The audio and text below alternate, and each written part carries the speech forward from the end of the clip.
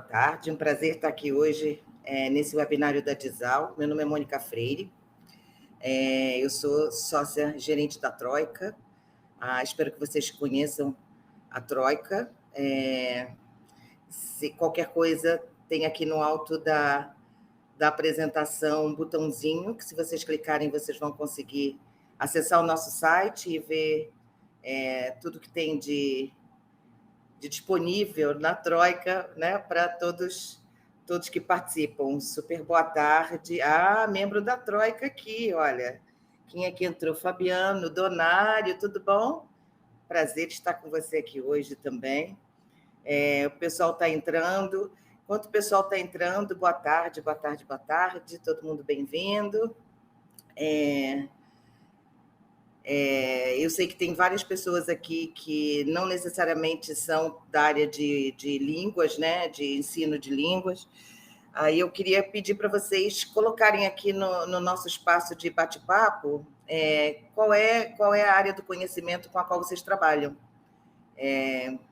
Trabalham com língua inglesa, trabalham com história, com física? Em que área do conhecimento vocês trabalham? Língua inglesa, olha, pessoal, fortalecendo aqui, né? Arte, educação bilíngue. Maravilha, olha só, inglês está dominando. Vamos embora, pessoal. Tem mais gente de outras áreas?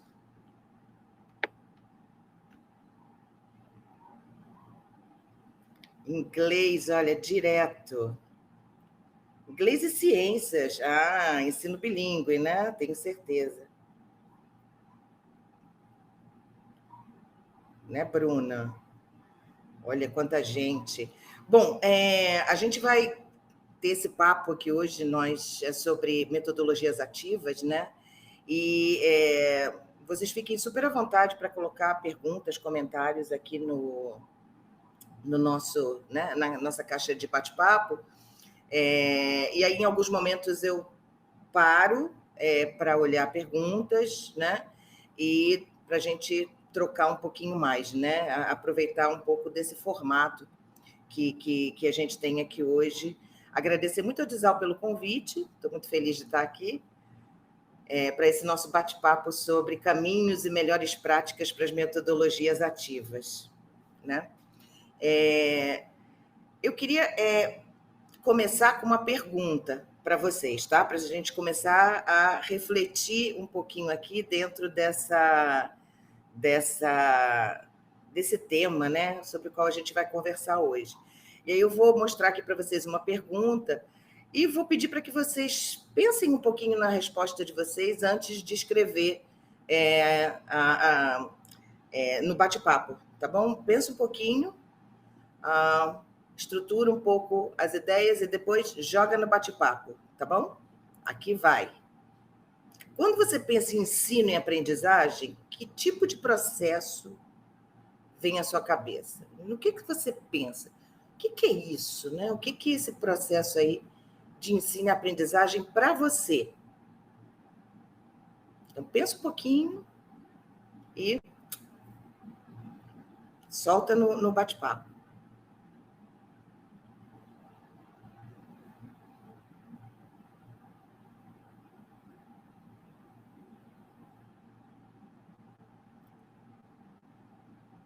Beijo, Cláudia.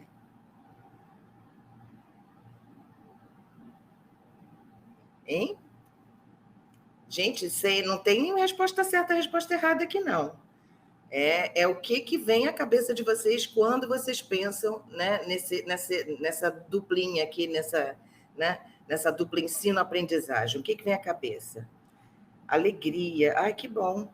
Processo contínuo. Alegria é tudo de bom, né? Educação tem que ser uma coisa que traga alegria, né? Processo dinâmico dialógico, trocas. Várias ideias interessantes aqui.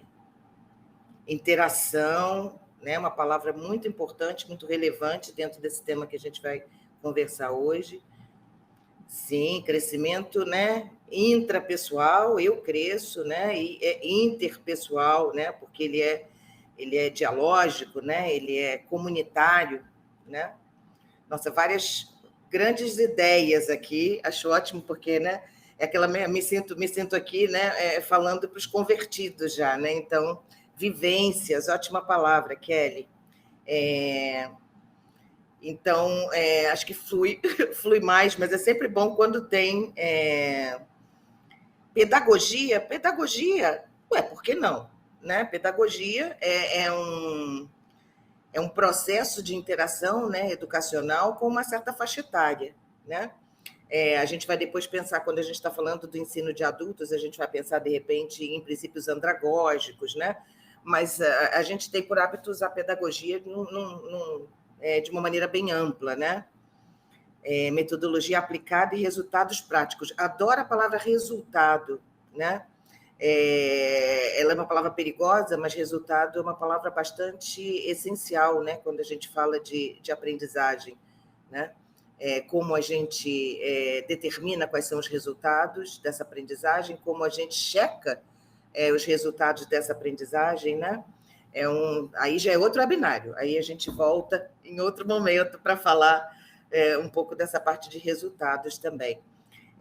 A gente vai voltar a essa pergunta um pouco no final da nossa conversa aqui, para ver se mudou alguma coisa da primeira imagem, da primeira ideia que vocês ou colocaram aqui, ou pensaram, né? Então, assim, eu queria pedir para, mesmo que você não tenha colocado na caixa de bate-papo, deixa anotado qual é a sua resposta para a gente poder voltar para ela no final, tá bom? Transformação, troca de, nossa, várias perguntas boas. Para a gente começar o nosso papo, eu queria contar para vocês uma experiência que eu tive alguns anos atrás, naquela era pré-pandêmica, né? Aquele tempo onde as pessoas se encontravam pessoalmente nos lugares, se abraçavam, se beijavam, né? Assim, parece que foi há 500 anos atrás.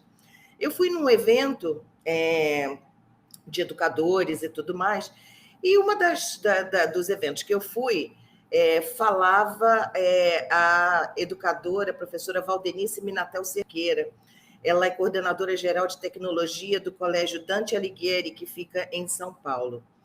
E ela falava um pouco de como a tecnologia, né, facilita a parte de aprendizagem, era o tema dela, já que é a área dela.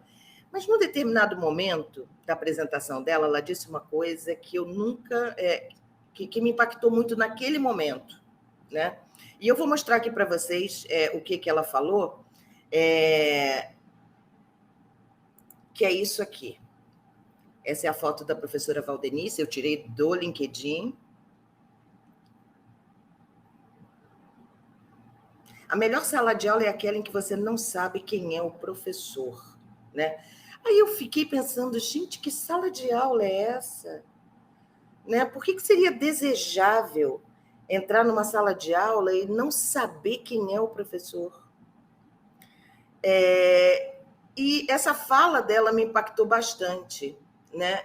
Porque eu imediatamente pensei numa sala de aula que é um espaço de aprendizagem comunitária, onde todo mundo aprende com todo mundo, onde o professor ensina os alunos ensinam o professor, os alunos se ensinam. Eu tenho usado, às vezes, essa frase dela em algumas apresentações minhas, e eu trouxe ela de volta hoje porque eu achei que tinha muita sinergia, né? Com o que a gente está falando hoje. Aí eu fiquei pensando, mas como é que se atinge essa sala de aula onde a gente não sabe quem é o professor? Como é que a gente chega lá? A ter uma sala de aula onde você entra e diz, nossa, todo mundo aqui aprendendo junto, uns com os outros, ao mesmo tempo. Quem será o professor dessa sala? Né? Obviamente que ela está falando dessa questão do lugar do professor, né? Assim, qual é esse papel desse professor dentro dessa comunidade de aprendizagem, né? E eu acho que para responder, né, essa pergunta, né, que eu me fiz, né, como se atinge essa sala de aula, a gente precisa entender qual é o papel da escola na educação, né? No processo de aprendizagem, né? Como a escola precisa se estabelecer como um ecossistema de aprendizagem, né?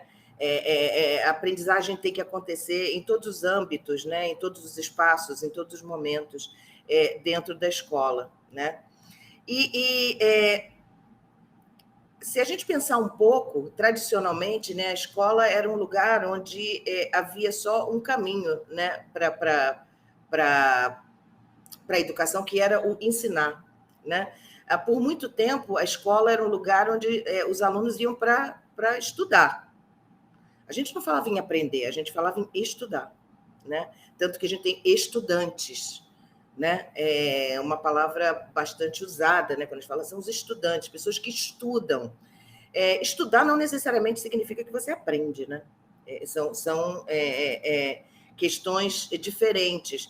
Mas essa era a escola tradicional, era uma escola de uma mão só, onde você priorizava o ensino. Porque o ensino era visto como uma forma de você perpetuar conhecimento. Então, tudo que já foi construído em termos de conhecimento no mundo, a gente perpetua ensinando as novas gerações. Então, a gente está repassando esse conhecimento existente para as novas gerações. O problema é que repassar conhecimento não garante a criação de novos conhecimentos, né? Se a gente pensa nos aprendizes, né, como pessoas que vão replicar o que já foi construído, e a gente não renovar, a gente ainda estaria achando que, né, a Terra gira em torno, que o Sol gira em torno da Terra. Se a gente não tivesse criado novas teorias, não tivesse criado os novos conhecimentos, a gente estaria replicando coisas que a gente sabe que não são mais verdade, né? Que foram num determinado momento, mas depois descobriu-se que não eram mais. Então, como é que você faz para gerar os novos cientistas, os novos historiadores, os novos professores, os novos produtores de saber, né? Como é que você cria uma mente que vai criar saber, que vai produzir novos saberes, não é verdade? E aí a gente se depara com o fato de que, para que você tenha isso, você tem que criar uma mente inquisidora, né? Uma mente inquisitiva, uma mente que quer descobrir, uma mente científica, uma mente que vai aprender a olhar para o mundo com criatividade, com um olhar crítico, né? E vai buscar soluções para problemas que existem e com os quais a humanidade se depara, não é verdade? E a gente, então, entende que só o conteúdo, aprender só o conteúdo, só as regras da matemática, de português, de história, né? Datas e eventos e tudo, mas não é suficiente. A gente precisa desenvolver outras habilidades, habilidades de aprendizagem, para que a gente possa ser aprendizes eficientes, eficazes, em qualquer área do saber, a vida toda.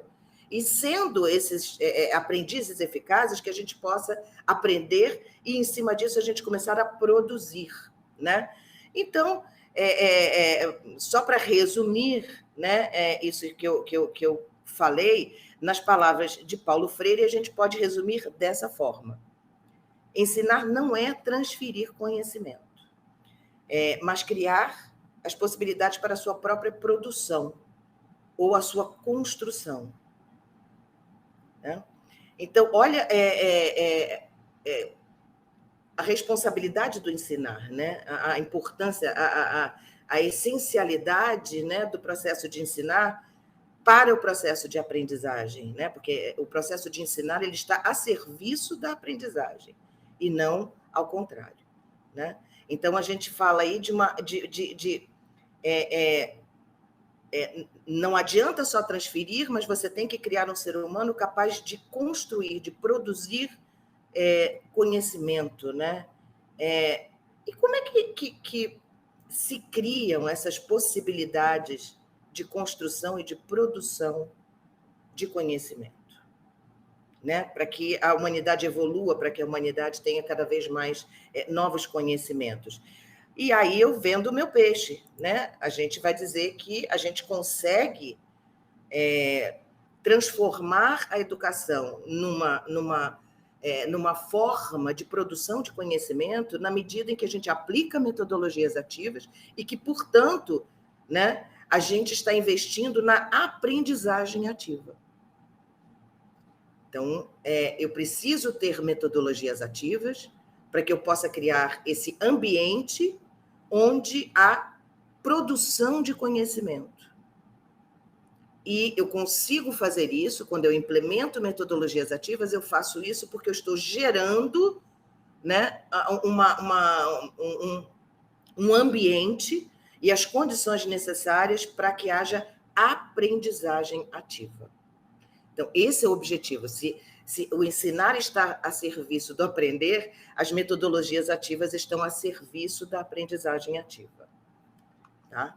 E aí a gente pode se perguntar, mas o que é exatamente aprendizagem ativa? O que eu quero dizer com isso? Né? E aí a gente volta lá em 1991, quando esses dois senhores simpáticos, o Bonwell e o Eisen, eles escreveram esse livro chamado Active Learning, Creating Excitement in the Classroom. Né? Eu adoro esse subtítulo, né? Porque criar excitação na sala de aula, para mim, é tudo que se precisa, é um elemento essencial para a produção de conhecimento. Né? As pessoas estarem excitadas, com vontade de estar ali, com vontade de produzir, com vontade de criar, com vontade de aprender. É tudo que a gente quer. A gente não quer aquele grupo de pessoas completamente passiva, né, dentro da sala de aula. Mas esses dois senhores, eles escreveram esse livro e foi a primeira vez que a gente efetivamente, instigar, Kelly, é uma ótima palavra, foi a primeira vez em que se definiu o que era aprendizagem ativa. Foi a primeira vez que apareceu na literatura. E eles definiram a aprendizagem ativa dessa maneira. A aprendizagem ativa é qualquer coisa, o original fala anything, que envolva os alunos em fazer coisas e a pensar sobre as coisas que estão fazendo. Né?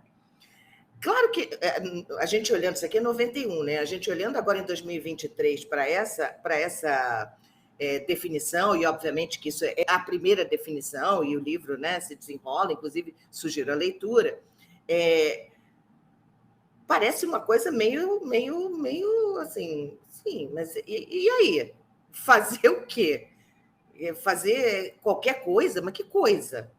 Né? Assim, dá para refinar um pouquinho mais, né? Os alunos fazerem coisas. Quer fazer o quê? Né? E pensar sobre essas coisas.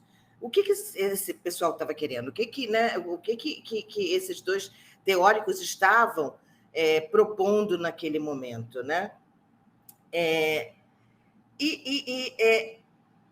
Se a gente for refinar um pouco, né, essa primeira definição, a gente vai chegar mais ou menos nesses pontos básicos aqui que a gente vai olhar agora. Porque, obviamente, a gente falar de metodologias ativas e aprendizagem ativa, a gente pode ficar aqui conversando até o final do ano e a gente não vai esgotar. Né? Ainda mais se a gente trouxer leituras, discussões literatura, artigos. Nossa, a gente vai ficar aqui até porque, né, vira uma cachaça. Mas, basicamente, o que isso está dizendo é que a aprendizagem ativa ela faz com que aprendizes assumam um papel ativo no seu processo de aprendizagem. Eles estão fazendo coisas. Fazendo coisas. Fazer coisa não significa apenas construir um carrinho lá dentro do laboratório, no espaço maker, não é só isso. Fazer coisa significa pegar um texto, ler e resumir esse texto. Isso é fazer coisa. Você pegar esse resumo e transformar numa apresentação para a turma. Você pegar esse texto e criar um debate sobre esse texto com a turma. Tudo isso é fazer coisas, são as coisas mais diversas, tá? Que são processos que vão levar à aprendizagem mais profunda, né? Então, eles fazem coisas. E no fazer coisas, eles colaboram, porque aquela coisa, né? Quem é o professor nessa sala? Está todo mundo aprendendo com todo mundo. Então, o aluno vai e ele colabora com o outro. O aluno diz, puxa, eu estou tendo dificuldade de entender esse conceito. E o outro vai dizer, pô, vamos sentar aqui, vamos discutir esse conceito. Né? Vamos desmiuçar isso daqui. Eu entendi isso. O que você entendeu? Né? Num processo de em que o professor fala, os alunos ouvem e anotam, isso não vai acontecer. Mas também a gente vai ver daqui a pouco que também a aprendizagem não é essa Coca-Cola toda, tá? Então, os alunos colaboram, os alunos aprendem colaborativamente, eles pensam criticamente sobre o que estão fazendo. Poxa, mas por que você chegou a essa conclusão? Por que você achou isso? Por que você entendeu isso do texto? Poxa, eu entendi um troço completamente diferente de você. Por que será? Me prova aí esse teu ponto. Onde é que está isso? Né? E aí vamos supor que o resultado disso é o carrinho que foi construído no Espaço Maker. Então, eles vão avaliar esse carrinho, vão avaliar esse debate, vão avaliar o conhecimento que foi gerado ali, as opiniões que foram colocadas, o que se aprendeu daquilo tudo, e eles vão averiguar o nível de performance. Poxa, achei que a minha participação nem foi tanto assim, porque eu não me dediquei, né? Então, assim, eu acho que como resultado eu não aprendi tanto quanto poderia ter aprendido. Achei que a estratégia ali do João, da Maria, foi melhor do que a minha. Eu estou desenvolvendo um ser humano crítico, que é capaz de olhar para aquilo que está acontecendo, né, e se autoavaliar, avaliar os seus pares, avaliar os processos, avaliar os resultados. Né? E nessa medida, a gente tem que tomar em consideração que os alunos são pessoas únicas, diferentes. Eu sempre penso, porque como aluna, eu sempre fui uma adolescente, uma criança muito introvertida. E eu tinha verdadeiro pavor quando o professor dizia assim, levanta e fala e responde, vem ao quadro e faz esse negócio. Isso, para mim, era morte. Então, eu tenho certeza que muitos de vocês vão dizer assim, ai, meu Deus, eu também. Então, tinha que ter tido estratégias para me incluir naquele processo. Então, a minha aprendizagem, né, o meu processo de aprendizagem ficava comprometido porque como diria o Crash, né, os meus filtros né, afetivos, eles levantavam nos píncaros. E eu ficava, eu suava, tinha dor de barriga, né? Um sofrimento. Então, você tem que incluir essas diversidades. Eu tenho uma variedade, um repertório enorme de atividades, de metodologias ativas que eu possa implementar para eu incluir os alunos, incluir as pessoas que se sentem mais confortáveis escrevendo do que falando, as pessoas que se sentem mais confortáveis fazendo ata, fazendo resumo de um trabalho de grupo e não necessariamente apresentando aquele trabalho. Né? Isso não necessariamente quer dizer que não aprenderam. São aprendizagens diferentes. Né? Love crashing too, né? Assim, quem não? Quem nunca? Mas é disso que a gente está falando. A aprendizagem ativa, ela vai tocar, né, isso, trabalhar diferentes habilidades e competências, e eu acho que antes disso, Kelly, é entender que elas existem. Eu acho que muitas vezes, né, nós, professores, estamos um pouco... a gente padroniza todo mundo, e a gente acha que uma atividade ela serve para todo mundo. Né? E não é verdade. Então, a gente tem que implementar atividades diferentes ao mesmo tempo, porque a gente entende que isso é necessário para eu incluir os alunos e eu ativar a aprendizagem. Né? Então, eu acho que são vários pontos que, para nós professores, eu acho que incomodam bastante, porque eu acho que a gente ainda se sente muito confortável, né? Na posição, na frente da sala, com carteirinha uma atrás da outra, falando, anota aí, e vai ter prova na semana que vem. E isso é muito triste, né? Muito triste a gente imaginar isso, e eu não estou aqui fazendo uma crítica a respeito disso, porque eu acho que o professor faz corpo mole, porque eu tenho certeza que não é, né? Porque quem trabalha em 3 escolas, né, tem matrícula no município e trabalha na particular e está no meio de caminho, está no ônibus, tudo é muito complicado. Então, assim, eu sou professora, tá, gente? Aqui eu estou entre professores pensando a nossa realidade, tá? Eu não estou fazendo aqui nenhum tipo de crítica a essa situação, mas basicamente como a gente tem que pensar o valor da aprendizagem ativa, né? Quando a gente esmiuça aquela primeira definição, né, que a gente viu, a gente chega a esses pontos básicos, né? E aí, eu queria parar um pouquinho aqui e queria saber se tem alguma pergunta, alguma questão que vocês querem levantar, algum ponto. E isso há momentos para aula expositiva, claro que há, tanto por parte do professor como por parte dos alunos. Né? Se a gente está falando que ali é um lugar de aprendizagem comunitária, né? Eu acho que a gente tem que esperar que essa troca, né, seja feita por todos. Né? Mais algum comentário, gente? Alguma pergunta que vocês queiram explorar? Agora eu vou aproveitar para tomar um pouquinho de água.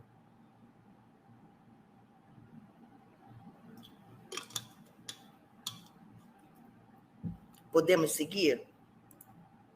Beleza, então eu vou seguir. Aí vocês falam assim para mim. Ok, Mônica, super claro, tá beleza para mim, mas assim, que evidências você traz para me provar que implementação de aprendizagem ativa, de metodologias ativas, para que eu atinja a aprendizagem ativa, efetivamente é melhor, tem mais resultado do que uma educação mais tradicional, onde o professor está ali na frente da sala, fazendo, né, o seu blá, blá, blá, e passando conteúdo, e o pessoal vai anotar e depois vai estudar, e eu não quero saber como vai estudar também. O negócio é que tem para você semana que vem, tá?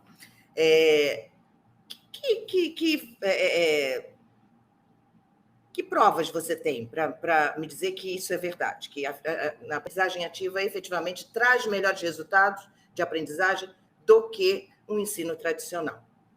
E aí eu mostro, tá? Eu vou dividir com vocês alguns resultados de pesquisa, porque eu acho que tudo que a gente fala, né, não pode ser baseado no que eu acredito, não importa que eu acredite em alguma coisa, porque eu li um grande número de livros, de artigos, e eu estou trabalhando com isso há bastante tempo, já escrevi a respeito disso.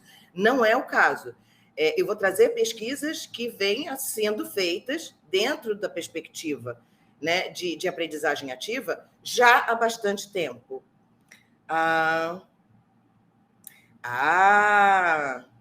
Tem uma pergunta aqui que vai ser bem interessante para a gente falar, uma pergunta da Aline Santiago. Como aplicar as metodologias ativas em cronogramas engessados, com tempo reduzido, como a disciplina do inglês, por exemplo? Vamos chegar lá, Aline, tá? Vamos chegar lá. Bear with me, só um momentinho, tá? A gente vai chegar lá daqui a pouco, tá? Só para eu não perder o fio da meada, tá?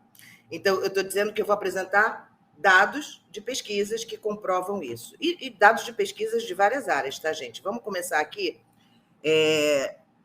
A gente tem aqui... eu tenho sempre a fonte aqui embaixo, tá? Então, depois é só vocês checarem os artigos que eu estou mencionando aqui. A apresentação pode ficar super liberada depois para desauto-distribuir para vocês, está super tranquilo, tá?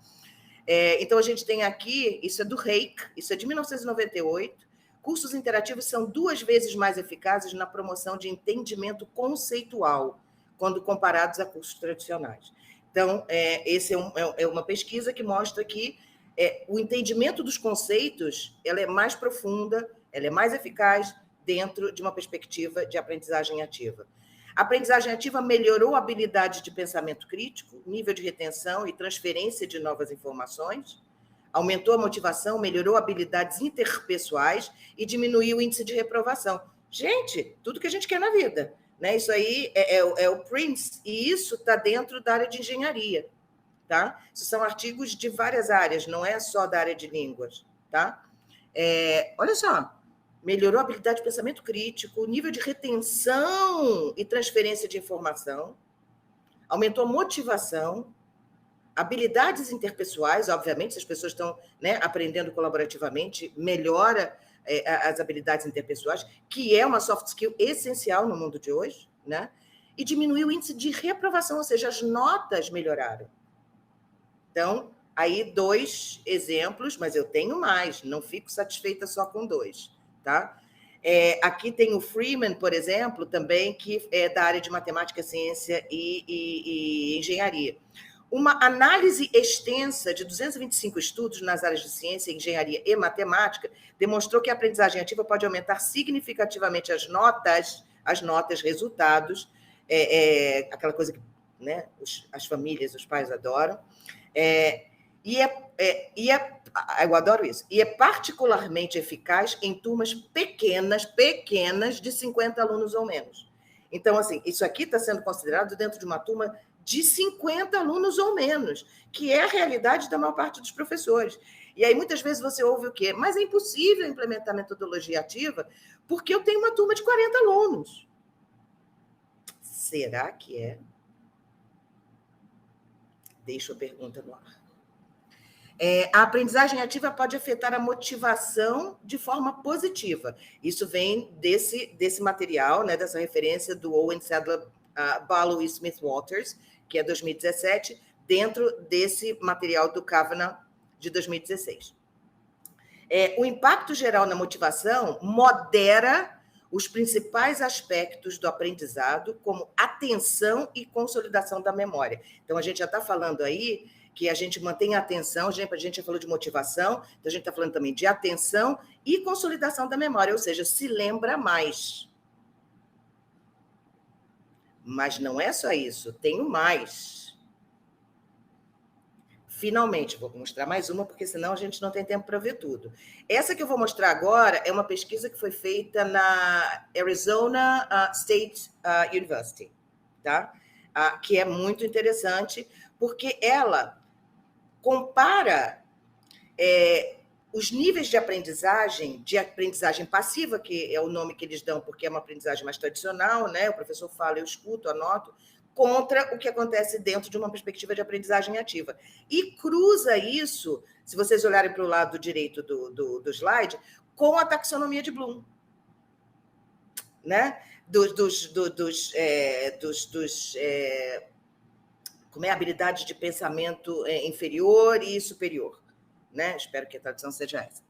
Então, olha só esses dados. Numa aprendizagem passiva, olha o que você lembra, e eu vou deixar vocês olharem, lerem, enquanto eu vou comentando, e o que a gente é capaz de fazer dentro de cada situação. Então, quando você olha os dados da aprendizagem ativa, você vê que, através desse trabalho, você tem, né, uma retenção muito maior, né, do conteúdo, através do fazer, né, da interação direta com o conhecimento, com a aplicação do conhecimento, né, em contextos, sejam eles quais forem, e você atinge as habilidades de pensamento superiores que o Bloom coloca, que são avaliar, criar, analisar, né, definir. Você atinge esses níveis, quando, na verdade, na aprendizagem passiva, claro que a gente pode atingir essas habilidades de pensamento de mais alto nível, mas é muito mais complicado, é muito mais difícil. Então, desgasta muito mais o professor, né? E desgasta muito mais os alunos. Para quê? Né? Então, assim, a gente não está procurando uma situação de desgaste, a gente está procurando uma situação de felicidade. Lembra lá no início alguém falou, educação é alegria, gente. É alegria, tem que ser alegria para todo mundo. Né? Felicidade, construção de um ser humano íntegro, né? Que se sente bem dentro do ambiente escolar, dentro do ambiente de aprendizagem, né? Para atingir os seus objetivos de aprendizagem. Tá?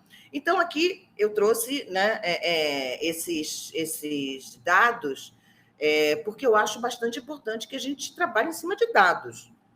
Né? Não adianta a gente ficar falando aqui, o que eu acredito a mim pertence, mas como é que eu provo que isso funciona? Tá? Então, dados aí dos mais variados campos das áreas diferentes de conhecimento. tá? Até aqui tudo bem? Mais algum comentário? Mais alguma pergunta? Estou chegando lá, hein? Aquela pergunta da Aline. Aline, eu vou chegar lá já já. Esqueci, não. Comentários, reações? Sigo em frente, então? Tinha alguma coisa aqui. Quando o aluno... Desculpa.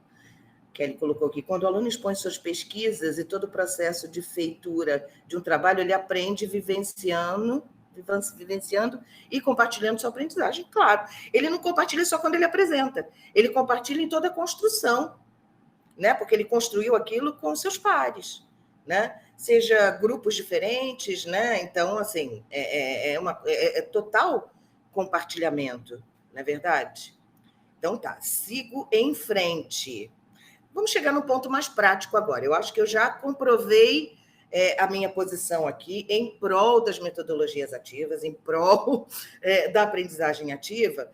Então, vamos falar como é que isso se dá na prática, né? Como é que a gente consegue implementar, e aí eu vou chegar lá, tá? Na pergunta da Aline. Eu vou falar um pouquinho, dividir em duas áreas aqui. Eu quero falar um pouco de implementação e quero falar um pouco também de tipos diferentes de atividade, tá? Porque eu acho muito importante a gente entender que a gente não tem que mudar tudo da noite para o dia, não, tá, gente? A gente não pode chegar no colégio e dizer, olha, a partir de amanhã acabou esse negócio de ensino tradicional, agora é tudo metodologia ativa, não. Tá? Eu fui lá no webinário da Disalda Mônica e ela falou que tem que ser assim, então a partir de amanhã mudou tudo. Isso não existe, tá? Isso seria irresponsável, não rola. Então, a gente tem que fazer isso com muito planejamento, com muito cuidado, né? E acompanhando isso. Então, eu vou falar um pouquinho dessa parte de implementação e das atividades também, tá? Espero que a gente tenha um pouquinho mais de tempo para perguntas no final. Então, já que eu falei lá no início que a gente ia falar de melhores práticas, o que eu sugiro como melhores práticas, também baseadas, né, naquelas pesquisas, né, nas pesquisas que a gente lê, em dados que foram levantados em pesquisas, tá? Quais são os pontos essenciais quando a gente fala de implementação.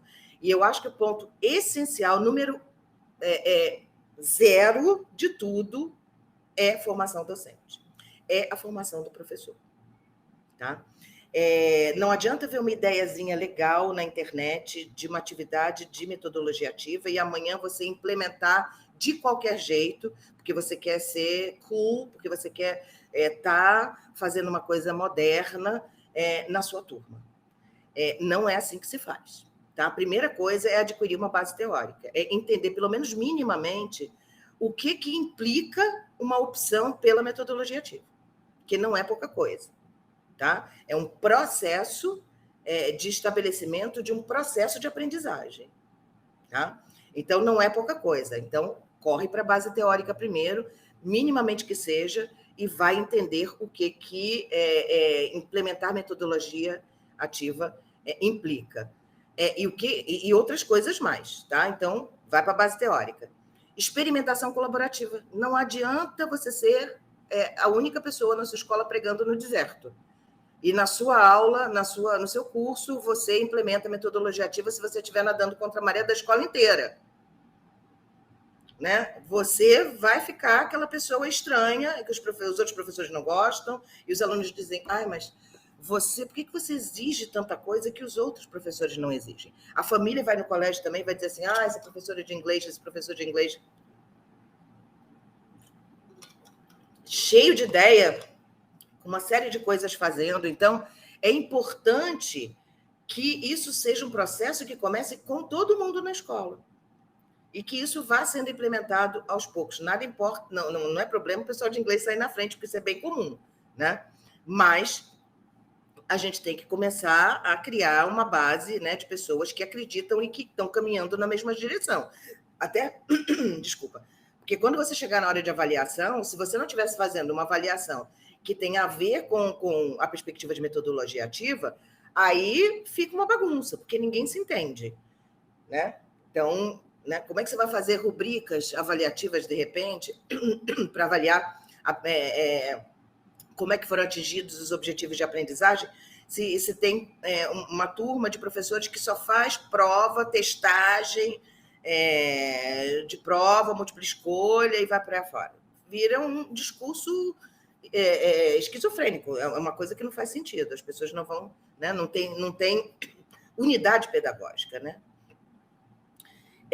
E aí eu acho que é importante a gente se ver, enquanto educador, como um designer de aprendizagem. É isso que a gente faz. A gente desenha um processo de aprendizagem, tá? É sobre isso. É sobre você desenhar um processo de início, meio e fim, tá? Isso, a gente vai falar de projetos daqui a pouco, tá? Tornar o aprendizado e o pensamento visíveis ao longo do processo, né? Isso é uma estratégia para que você faça com os alunos e as famílias, isso é muito importante, que as famílias vejam esse aprendizado acontecer. Então, a gente está falando aí também, né, de uma interface com a perspectiva, né, de aprendizagem visível. Né? Como é que eu faço que isso tudo que está acontecendo aqui seja visível para as famílias, seja visível para o corpo docente, seja visível para a direção, seja visível para os alunos e todo mundo, né? É importante que o professor seja capaz de corrigir rota. Eu tentei isso aqui, não aconteceu, não foi a melhor forma, como é que eu posso melhorar para o futuro? Então, você vai ajustando, coletando o feedback dos alunos, né? Dando feedback aos alunos também. Então, tem um processo todo de, né, de troca de feedback nesse processo. Passa pelo desenvolvimento de estratégia de aprendizagem e avaliação, né? Os alunos não estão só lidando com o conteúdo numa perspectiva mais ativa. Eles estão aprendendo a aprender. Eu desenvolvo, enquanto designer de educação, né, uma das tarefas mais importantes do professor do século XXI é implementar e desenvolver habilidades de aprendizagem nos alunos. Como aprender melhor? Né? Então, isso é parte do meu trabalho. Não é só o conteúdo de inglês ou o conteúdo de ciências, ou o que seja. Né? E a avaliação, ela é uma avaliação muito mais 360. Ela é uma avaliação em que há uma autoavaliação, há os alunos que se avaliam uns aos outros, avaliam o processo, avaliam como o processo se deu. Né? Então, existe uma organização, né? Uma estrutura de aprendizagem que é bem diferente da tradicional. Né? Todo feedback é intencional e estruturado, né? Você tem que saber exatamente onde você vai atacar em feedback, você estrutura bem, e você tem que treinar os alunos para poderem fazer isso também. Né? Os alunos têm que aprender a dar feedback, senão vira aquela coisa, mas você não trabalhou. Não é isso que a gente está falando, a gente está falando do processo, não é pessoal. Tá? E registrar e documentar essa aprendizagem. Como é que você registra, documenta, até para você poder refletir sobre tudo que está acontecendo e depois você poder melhorar. Tá? Seguindo em frente na implementação, claro que são coisas essenciais, planejamento cuidadoso e a introdução gradual, é o que eu falei. Não dá para mudar nada da noite para o dia, isso é gradual. Tá? Senão, vira uma coisa que ninguém se entende, mas tem que ser consistente. Tem que ser consistente, né? E tem que ser estratégico também, tá? Porque isso significa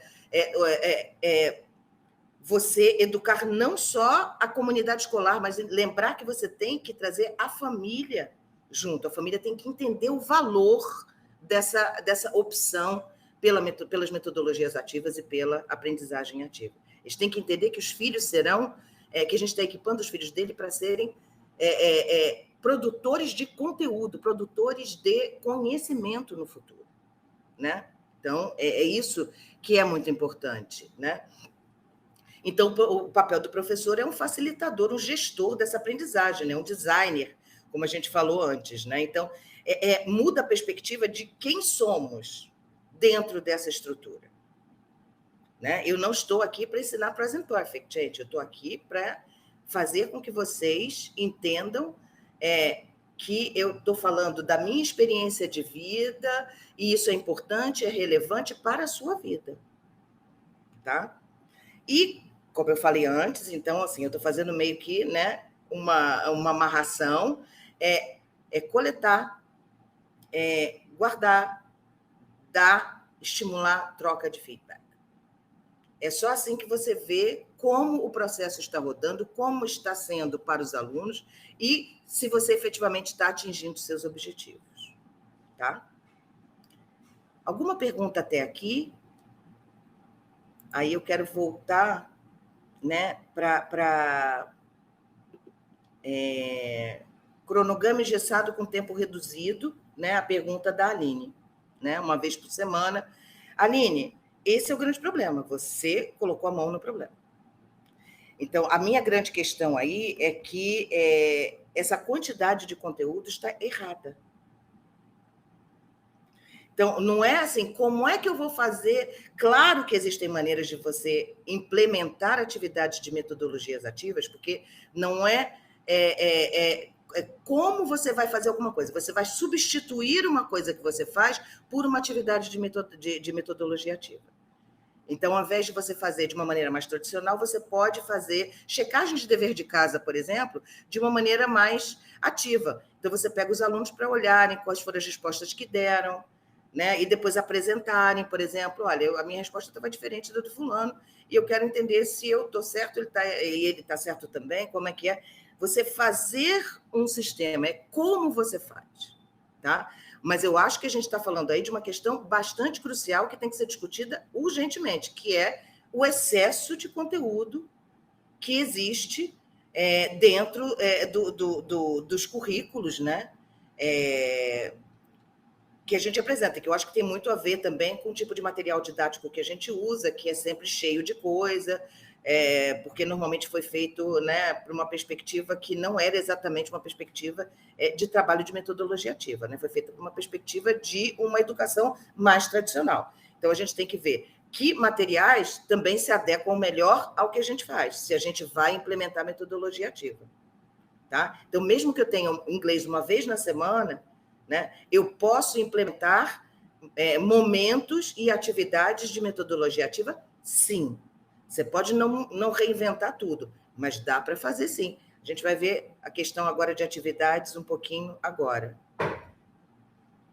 Mais alguma coisa? Alguma coisa que vocês queiram trazer nessa questão da perspectiva da implementação? Que bom que eu te respondi, Aline. Qualquer coisa, grita, tá? Se não te responder, eu vou ficar aqui até o final para te responder.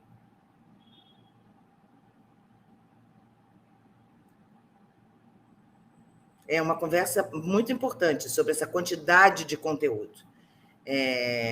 Eu acho isso, às vezes, uma coisa assim que não dá nem para entender, mas tudo bem. Vamos falar um pouquinho de atividades, então?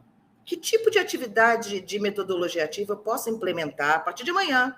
Eu vou dar uma aula daqui a pouco, já vou poder fazer algumas ideias para vocês, para começar isso, começar a funcionar antes de vocês acharem que tem que começar a trabalhar com PBL amanhã, né, ou fazer sala de aula invertida, que são estratégias de metodologias ativas que são bastante complexas, né, e que precisam de muito planejamento para você implementar. Tem muitas outras coisas que você pode fazer que são muito mais simples e que são muito mais imediatas, né? Então, quando eu vou implementar atividades de metodologias ativas, né? A primeira coisa que eu tenho que lembrar é que eu sempre tenho que partir do conhecimento prévio, da experiência prévia dos alunos.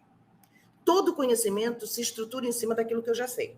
O novo conhecimento, ele vai entrar em função daquilo que eu já sei. Então, eu puxo sempre da experiência do conhecimento prévio do aluno, porque isso facilita. Eu ativo aquilo que ele já sabe, ou acha que sabe. Porque eu posso estar ativando até para dizer assim, olha, você acreditava nisso, mas não é bem assim que as coisas são.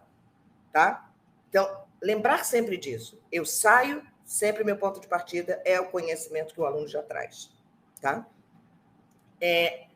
Eu posso sempre auxiliar os meus alunos a esclarecer, a questionar, a consolidar e a se apropriar de novos conhecimentos. Tá? Como é que eu faço isso? Eu quero as estratégias do eu não entendi. Tá? Assim, peraí, isso não ficou claro para mim. Ou então, poxa, mas eu li uma coisa a respeito disso daí que diz outra coisa. É isso mesmo? Estou questionando. Né? Então, através desse processo dialógico, né, de pensamento crítico, de análise, né, você vai atingindo possibilidades de aprendizagem mais profunda. Tá? Então, eu tenho que fazer com que os meus alunos falem e se ouçam. Escutativa é uma coisa essencial na perspectiva da metodologia ativa, né? Que eles leiam, que eles escrevam, que eles anotem, que eles façam resumos, né? Que eles aprendam a estruturar aquilo que eles estão aprendendo, o que eles estão tirando, por exemplo, de livros, de artigos, de sites, de vídeos, do que seja que eles estão usando. E refletir em cima disso. Né? Carlos, conseguir motivação dos estudantes, algo básico, o alicerce de tudo. Sem isso, não estaremos... Não, sem motivação, não. E aí, é esse o papel da metodologia ativa. Lembra quando a gente viu os resultados de pesquisa? Aumenta muito a questão da motivação, sem dúvida, né? Uma coisa essencial. A gente precisa entender que a gente tem que levar os aprendizes a falar o que eles estão aprendendo durante o processo de aprendizagem. Falar do que eu estou aprendendo. Olha, eu aprendi que... eu achava que era assim, mas agora eu entendi que é outra coisa. Eu estou certo? Olha, eu aprendi isso assim com fulano. Fulano me disse isso e agora eu lembro disso o tempo todo. Então, esse falar sobre o que está aprendendo também é que dissemina e cria também essa dinâmica do questionar, do esclarecer entre os alunos. Tá? Então, roda de conversa para falar do que está sendo aprendido é muito legal. Claro que depende muito de quantas pessoas você tem em sala de aula, mas tudo é organizável. Tá?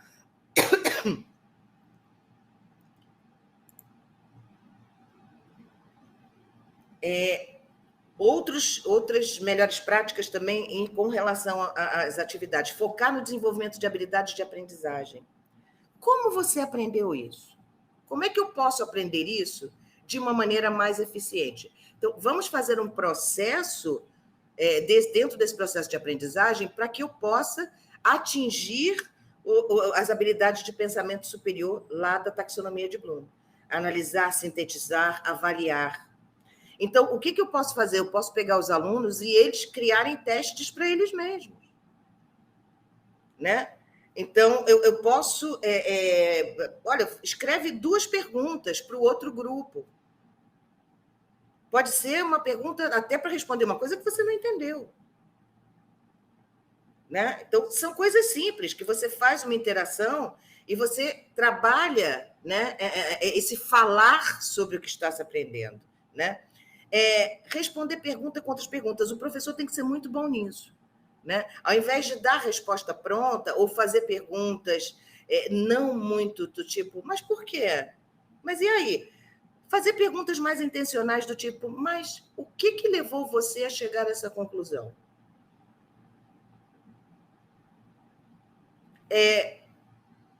Como é que isso agora se relaciona àquilo que você tinha dito antes? A qualidade das perguntas é absolutamente essencial. Então, o professor tem que ter a capacidade de fazer essas perguntas e estimular os alunos a começarem a fazer esses tipos de pergunta também. Tá? Tá vendo? Para estimular que os alunos forneçam explicações detalhadas para o que eles dizem. Porque senão, eu concordo, mas o que quer dizer você concorda? Você concorda com o que exatamente? Concorda com tudo? Então, diz para mim com o que você concorda. Você concorda com isso? Vamos levantar os pontos? Vamos levantar rapidamente aqui os pontos com os quais você concorda? Né? Então, para que os alunos possam, por exemplo, esclarecer as suas próprias ideias enquanto eles fazem as perguntas. Mas, não, peraí, calma. Então, eu achei que era isso, mas eu agora estou começando a achar que é aquilo. Agora eu fiquei confusa. Alguém me ajuda? E aí, nesse processo, você vai criando aquela comunidade, né, colaborativa de aprendizagem. Né? Encorajar e favorecer a contribuição entre alunos. Pega os alunos e bota um para ensinar o outro. Olha aqui, vamos trabalhar aqui num grupinho de 3? Pega uma coisa que você acha que você super gostou de aprender, você curtiu a beça, e ensina para os outros. Né? O aluno é quase um monitor também ali, né? Aí troca, e aí às vezes estimula o outro aluno a fazer, seguir estratégias que o aluno antes não pensava. Né? Envolver os estudantes que participam pouco, lembra de mim? Aquela pessoa, né, lá? E criar um ambiente que os alunos reconheçam como um espaço de aprendizagem e que se sintam à vontade para expor suas ideias, mesmo que equivocadas. Isso é essencial. A sala de aula não é um lugar de julgamento, de você falou besteira, não. Inclusive, é essencial para a aprendizagem que você traga à tona ideias equivocadas, porque senão elas nunca aparecem, ficam lá na sombra, e você nunca sabe onde é que elas estão. Se elas não sabem, saem para a superfície, a gente nunca lida com elas, né? Assim, sem erro não tem aprendizagem, gente. Se ninguém errar, o professor não tem trabalho. Então, esse é o processo, errar, aprender, errar de novo, errar diferente, né? E aprender coisas novas, né? Então, uma técnica, por exemplo, para mim, que era introvertida, tem uma técnica chamada Chalk Talk. Não sei se vocês conhecem, eu vou botar aqui, depois vocês procuram. Chalk Talk, que é uma interação entre os alunos de forma escrita. Então, os alunos fizeram o trabalho, eles expõem o trabalho, e aí os alunos vão andando, não se diz uma palavra, vão andando, vão lendo e vão sinalizando aquilo que eles gostam, aquilo com que eles concordam e deixando perguntas para clarear, para fazer, né, para esclarecer pontos e tudo mais. Então, isso é uma maneira de você envolver as pessoas que são mais tímidas, por exemplo, ou que não gostam tanto de falar. Né? E aí a gente também pode chegar naqueles momentos em que a gente vai implementar projetos, né? Quando você pensa na perspectiva de PBL, seja projetos ou problemas, né? Aí você tem uma estrutura inteira, do início ao fim, para você trabalhar, que é uma estratégia de metodologia ativa. Né? Avaliação, por exemplo, como é que você trabalha a avaliação da aprendizagem, sim, eu quero saber o que foi aprendido, mas essa avaliação da aprendizagem pode ser feita pelos próprios alunos. Né? Eles podem colaborar com essa avaliação. Né? Eles podem estudar juntos para a prova. Eles podem fazer a prova juntos, porque a prova ela nada mais é que um instrumento avaliativo para que ajude os alunos a aprenderem melhor. Né? Então, você pode ter estilos de avaliação bastante variados, para que você inclua todas as pessoas. Tá? A gente está chegando no nosso finalzinho, e eu quero voltar àquela pergunta que eu fiz lá no início para vocês. Quando você pensa em ensino e aprendizagem, em que tipo de processo você pensa? E eu queria saber se alguém aí mudou a sua resposta inicial. Pelo que eu li aqui, não muito, né? Não teria essa necessidade, né? Mas eu queria saber se houve alguma mudança para vocês aí. Houve alguma mudança? Não houve nenhuma mudança?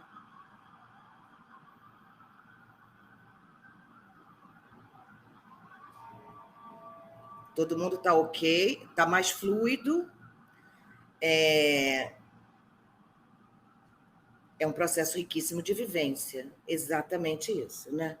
Se a escola não for esse lugar, né, onde a gente tem essa criação de conhecimento, onde as pessoas aprendem a criar conhecimento, eu chego a questionar qual o papel da escola, né? Então, assim, é esse lugar mesmo, é esse lugar da troca, da construção, e é um lugar seguro para isso.